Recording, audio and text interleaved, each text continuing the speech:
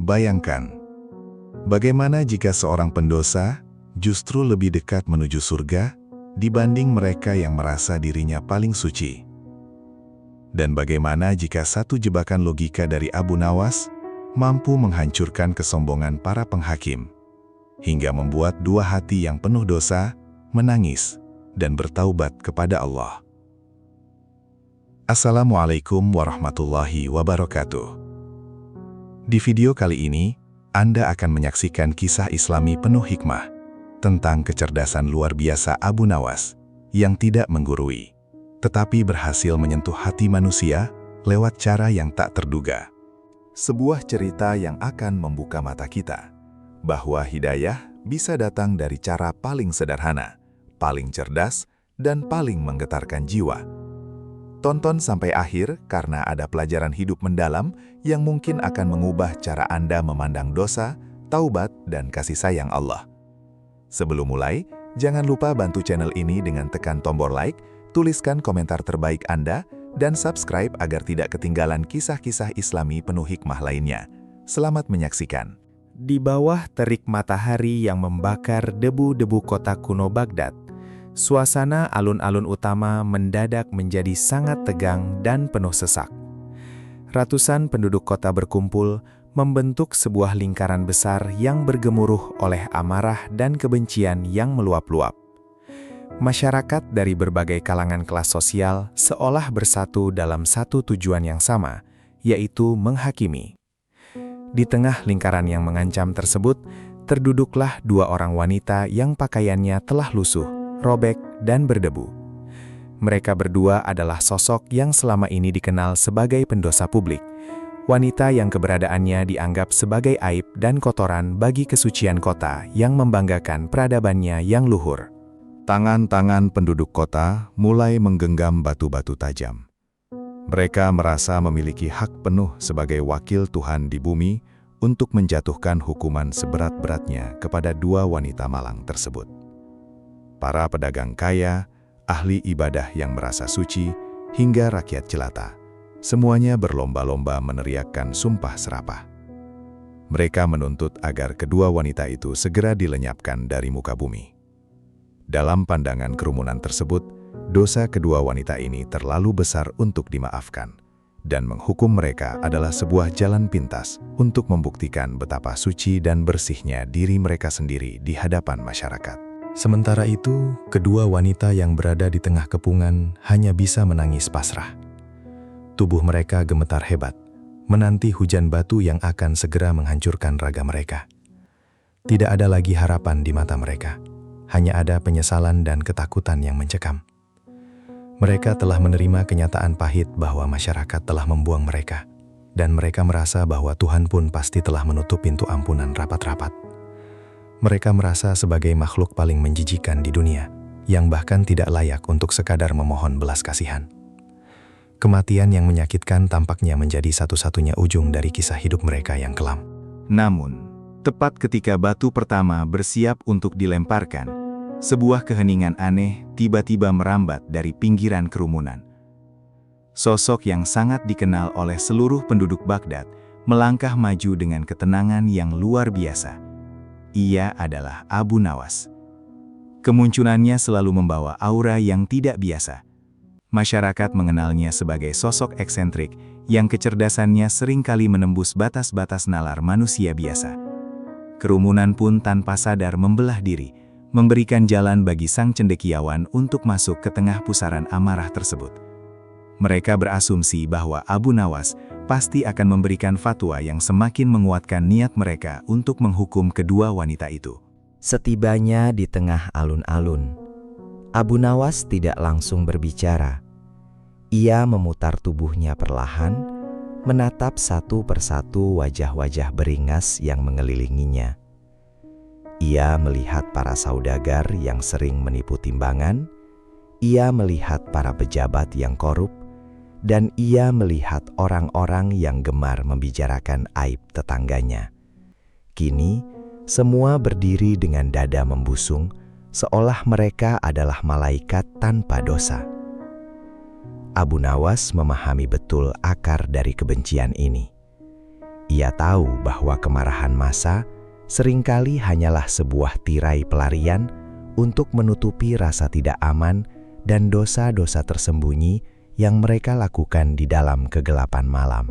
Dengan gerakan yang lambat namun penuh wibawa, Abu Nawas mengangkat sebelah tangannya tinggi-tinggi ke udara. Isyarat sederhana itu secara magis mampu menghentikan riuh rendah suara caci maki yang sedari tadi memekakkan telinga. Alun-alun Baghdad yang tadinya bergemuruh laksana badai, seketika berubah menjadi sunyi senyap. Hanya terdengar suara hembusan angin gurun yang menyapu butiran pasir. Ribuan pasang mata kini tertuju sepenuhnya kepada Abu Nawas. Mereka menunggu dengan penuh antisipasi. Kalimat apa yang akan keluar dari mulut pria bijaksana itu? Apakah ia akan mengawali lemparan batu? Ataukah ia akan membacakan ayat-ayat hukuman? Di luar dugaan semua orang, Abu Nawas justru perlahan membungkukkan badannya. Tangannya meraih sebuah batu kasar yang cukup besar dari atas tanah berdebu.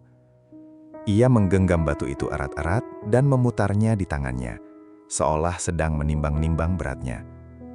Sebuah senyum tipis yang penuh dengan teka-teki mengembang di wajahnya. Melihat hal ini, kerumunan massa kembali bersorak tertahan. Mereka mengira bahwa tokoh panutan mereka ini telah sepakat dengan jalan pikiran mereka. Mereka merasa mendapatkan legitimasi spiritual tertinggi untuk segera mengeksekusi kedua wanita malang tersebut tanpa penundaan lagi. Abu Nawas kemudian menganggukkan kepalanya perlahan, seakan menyetujui seluruh rantetan tuduhan dan caci maki yang dilontarkan masyarakat. Ia tidak membantah sedikit pun tentang besarnya dosa yang telah dilakukan oleh kedua wanita tersebut. Narasi yang ia bangun pada awalnya justru membenarkan amarah massa. Ia memvalidasi perasaan penduduk kota, membuat ego dan kesombongan mereka melambung semakin tinggi. Taktik psikologis tahap pertama mulai berjalan. Dengan tidak memposisikan dirinya sebagai penentang massa, Abu Nawas berhasil meruntuhkan dinding pertahanan logika mereka, membuat mereka lengah dan siap menerima jebakan tak kasat mata yang telah ia siapkan. Setelah berhasil menguasai sepenuhnya emosi dan perhatian kerumunan, suara bariton Abu Nawas akhirnya memecah keheningan. Ia menyatakan dengan lantang bahwa dosa adalah sebuah penyakit yang menular, dan hukuman memang harus ditegakkan demi menjaga kesucian kota Baghdad. Kata-katanya mengalir dengan indah bak seorang orator ulung. Ia memaparkan betapa pentingnya menjaga kehormatan agama dan masyarakat dari tindakan-tindakan nista. Massa semakin mengangguk setuju. Genggaman mereka pada batu-batu di tangan semakin mengerat.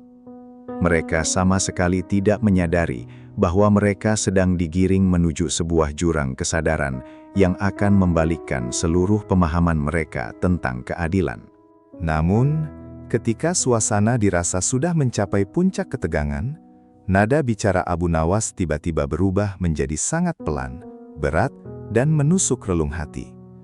Ia mengajukan sebuah syarat mutlak yang tidak bisa ditawar-tawar. Ia menegaskan bahwa hukuman rajam ini adalah hukuman suci, dan karenanya ia tidak boleh dilakukan oleh tangan-tangan yang kotor. Hanya mereka yang benar-benar bersih dan pantaslah yang berhak menjadi kepanjangan tangan Tuhan pada hari itu. Jika hukuman ini dilakukan oleh orang yang salah, maka malapetaka besar akan turun menimpa seluruh kota Baghdad tanpa terkecuali. Inilah momen di mana jebakan logika itu mengunci mereka secara mematikan. Abu Nawas mengumumkan syarat utamanya. Siapapun yang berani melemparkan batu pertama ke arah kedua wanita ini, haruslah seseorang yang tidak pernah melakukan dosa secara sembunyi-sembunyi. Ia menegaskan bahwa Tuhan Maha Adil.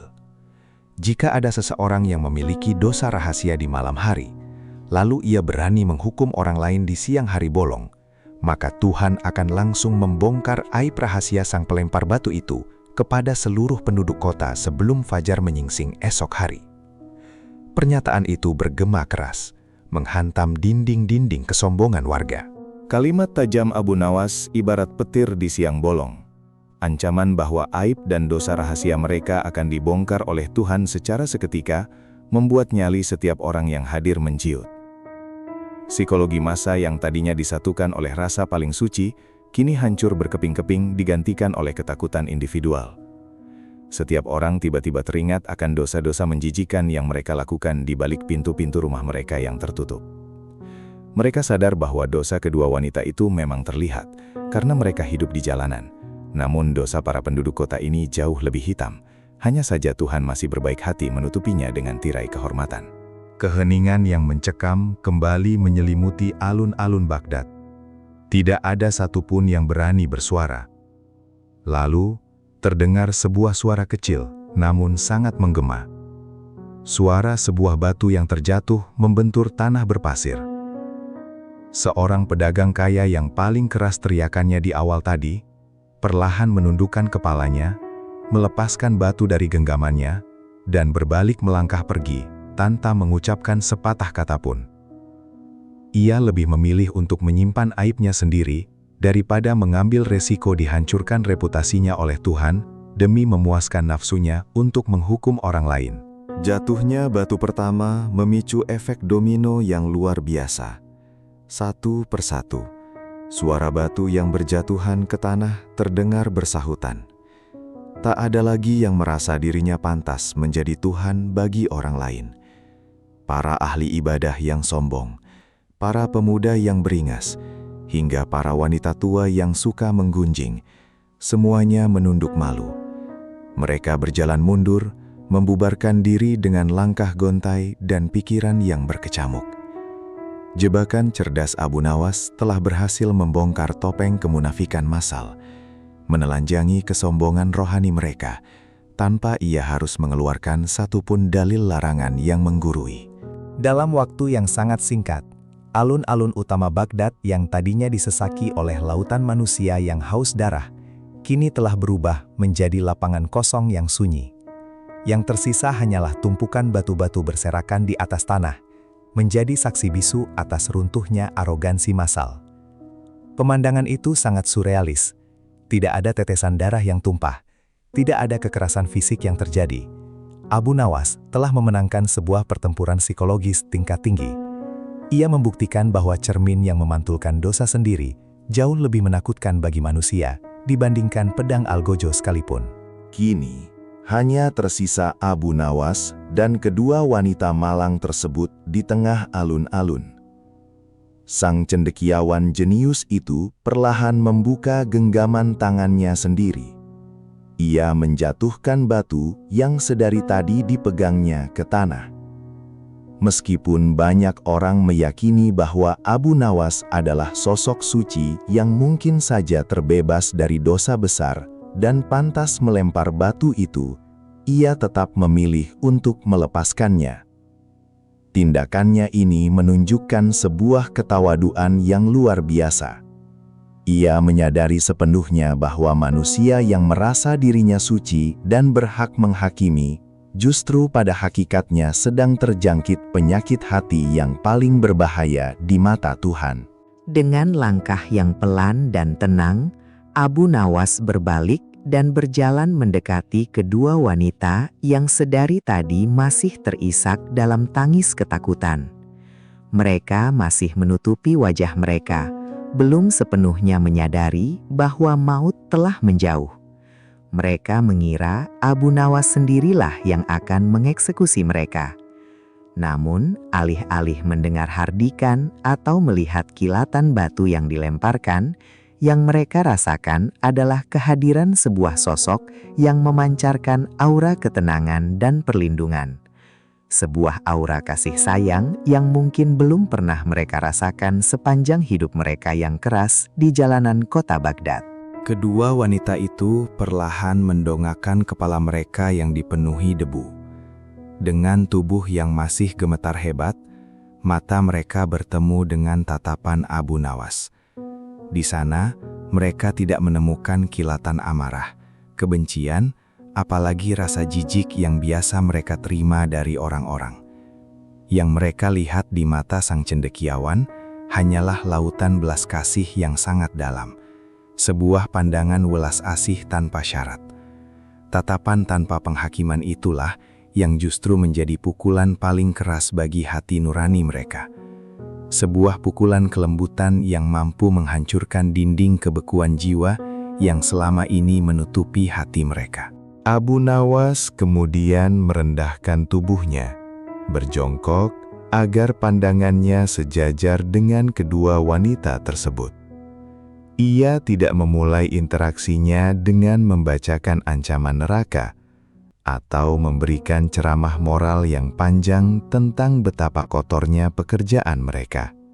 Ia tahu betul bahwa jiwa yang sedang terluka parah tidak membutuhkan pukulan tambahan berupa kata-kata kasar. Jiwa yang hancur hanya bisa disembuhkan dengan pelukan pemahaman.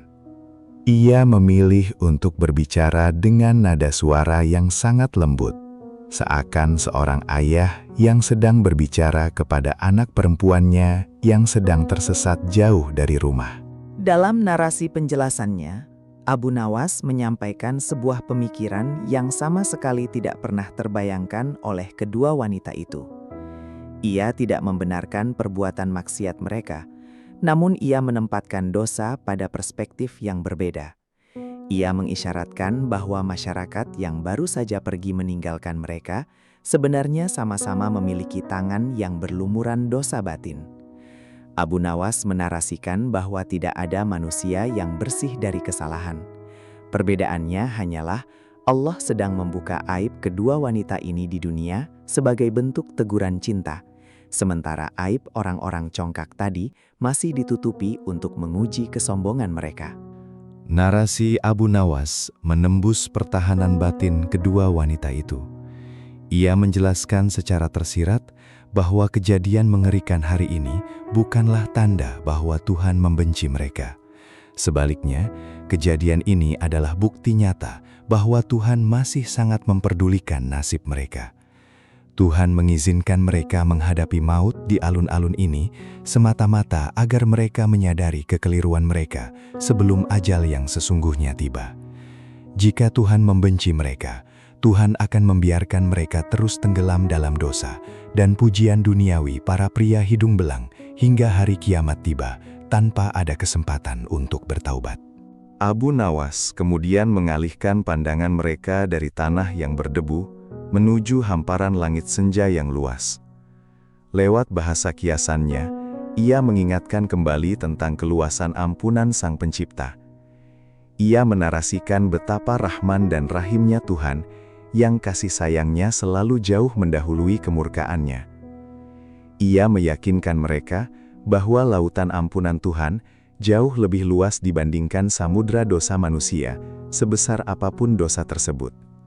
Selama napas masih berhembus dan air mata penyesalan masih bisa menetes, maka pintu taubat tidak pernah terkunci, meskipun seluruh manusia di bumi telah menutup pintu rumah mereka rapat-rapat. Kata-kata Abu Nawas yang penuh dengan hikmah dan tidak menghakimi itu akhirnya meruntuhkan sisa-sisa dinding keputusasaan di hati kedua wanita tersebut. Rasa hina, ketakutan, dan trauma yang menggunung seketika meleleh, berganti dengan tangis penyesalan yang pecah sejadi-jadinya. Mereka tersungkur bersujud mencium tanah, menangis sejengkal demi sejengkal, melepaskan beban dosa yang selama ini mencekik leher mereka. Air mata yang membasahi pasir Bahdak sore itu bukan lagi air mata ketakutan akan kematian atau kemarahan manusia, melainkan air mata kerinduan seorang hamba yang ingin kembali ke dalam pelukan kasih sayang Tuhannya.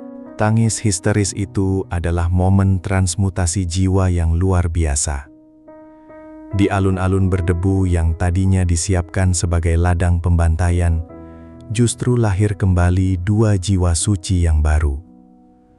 Rasa cinta yang tulus kepada Sang Pencipta mulai bersemi di dalam dada mereka yang rapuh. Strategi psikologis Abu Nawas terbukti jauh lebih tajam dari pedang hukum manapun.